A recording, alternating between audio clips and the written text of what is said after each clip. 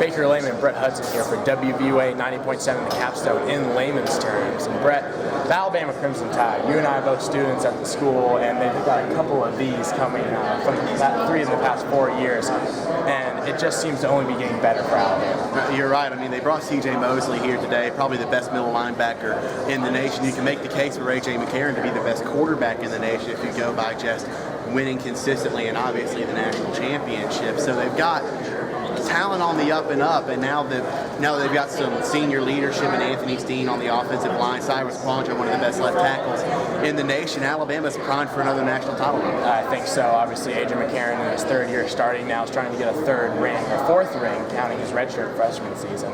But I just think that the only real question is how do the freshmen develop? Obviously, Derrick Henry, O.J. Howard coming in at tight end, going to be much more explosive, and it's just who gets playing time, who gets carries, who gets catches, because the bevy of offensive weapons around the game is really almost unheard of. They're almost 10 deep at wide receiver. You're right, and tight end is a big position I'm looking forward to, especially O.J. Howard, the guy you just named. Brian Vogler is going to be a key part of that system, but it's the depth at that position that matters. There aren't very many big names behind Brian Vogler. Harrison Jones hasn't quite developed the way a lot of Alabama fans were hoping he would. So I think O.J. Howard could step in and have a big year for Alabama in a reserve role in the tight end and H-back slot if he's ready to shoulder that load immediately, starting maybe even game one with Virginia Tech. I think so. Defensively, I mean, the front seven's one of the best bar none in the country, maybe even the best, especially in the linebacking core.